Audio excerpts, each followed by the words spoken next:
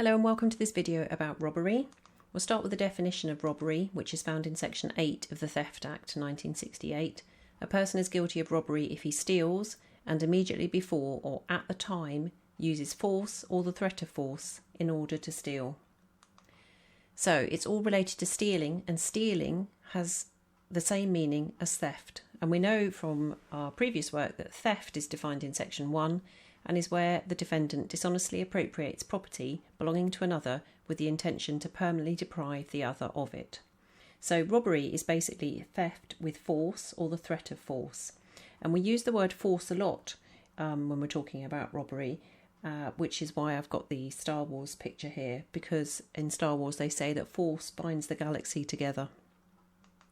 This is a picture of the theft and robbery wall that you are familiar with from the booklet and which we've been filling in. So remember, when you build a wall, that you need strong foundations and you need to start from the bottom and build the walls up. So you start with the actus reus of theft and then the mens rea of theft. And these are the building blocks, literally, that you're going to build your robbery onto. So you will always need to do the whole of the law of theft first. And this is all of the detail that was included in the last video that we don't need to worry about now. But basically, any answer on robbery will include everything that you have done on theft.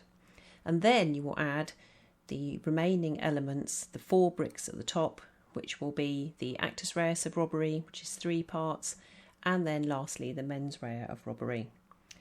So as before in the previous video, the key cases are in red. So let's have a look at the actus reus of robbery. So the first thing to note is that it is stealing with force or the threat of force. So you need to make sure that you can show that there is a complete theft. So in Zerai and in Waters, there was no intention to permanently deprive. And if you can't establish intention to permanently deprive, then you do not have a complete theft. So Zerai was about the abandoned car, abandoned nearby, so there was no intention to permanently deprive. And Waters was about the phone, taking the phone on condition that someone spoke to the defendant. And in both of the cases, there was no intention to permanently deprive. There was no complete theft, so there could not be a robbery. Similarly, in Robinson, there was no dishonesty. And again, that's one of the 5 elements.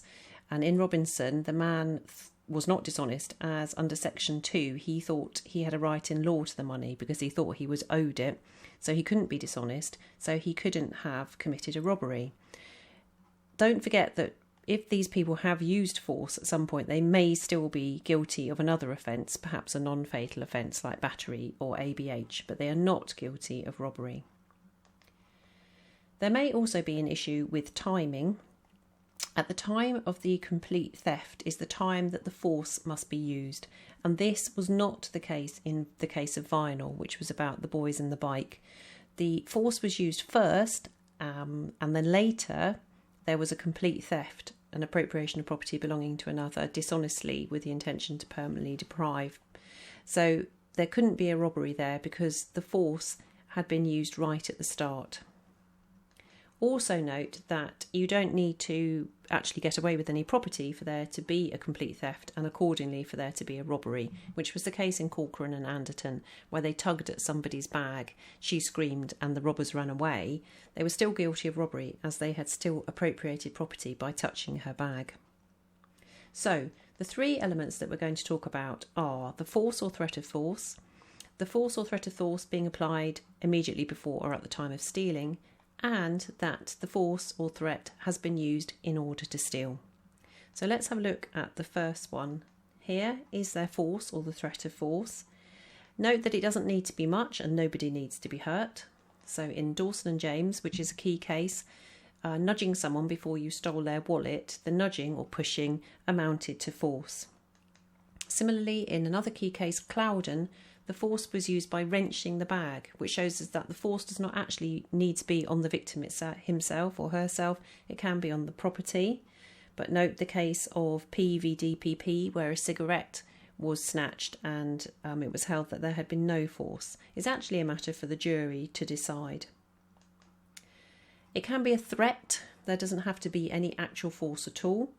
So in BNR v DPP, there was a threat of force. And that case also tells us that the victim doesn't need to be frightened for there to have been a threat of force.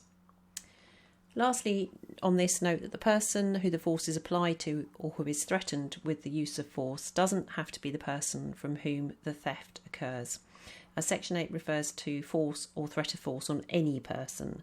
So this is the classic example of someone robbing a bank, threatening a customer in order to rob the bank.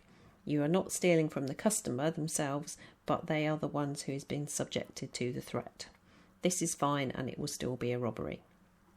So that's the first element of the actus reus of robbery. Let's have a look at the second one, which is the timing of the force. You have to ask yourself, has the force been used immediately before or at the time of the theft? And in Dawson and James, which we've already looked at, when the man was pushed before he had his wallet taken, that is an example of force being used immediately before. They pushed him, then they took his wallet. In Clouden, when the basket was wrenched from the woman's hand, this is an example of force being used at the time of the theft, and both of those are fine.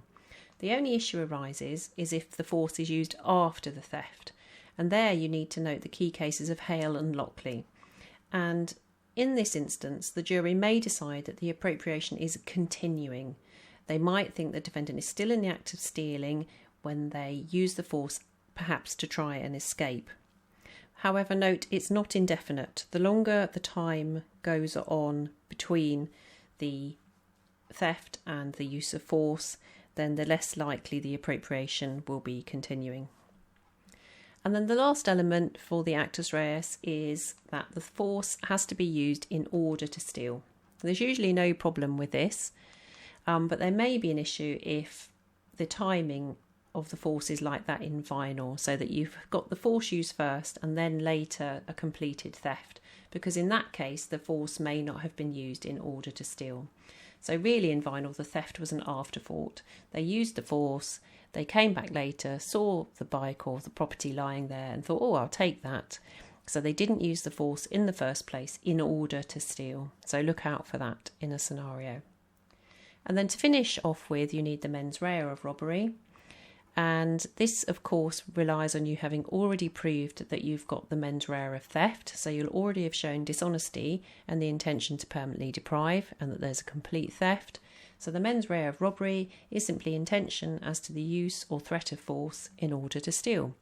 And because this is based on intention for the mens rea, you'll use Mohan, the test of main aim or purpose. Was it the defendant's main aim or purpose to use force or the threat of force in order to steal?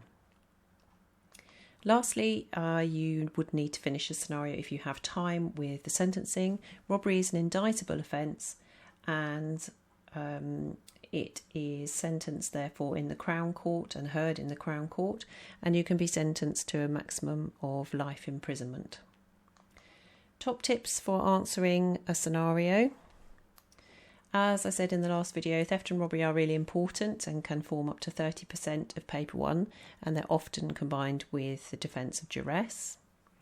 It is quite common for people to miss out robbery altogether and just do theft, not even notice that there's potentially been someone threatening someone or using some sort of force. If you miss this out, it's quite serious. So these are called indicative content groups, the actual issues that you need to cover in each question. So if you miss out one of theft, robbery and duress, obviously you're probably potentially missing out on up to a third of the marks, and that can make at least a grade's difference to your overall mark. Lastly, timing is really important, so you do need to practice under time conditions to make sure that you can get enough detail down in the time available. And that's the end of this video. Thank you.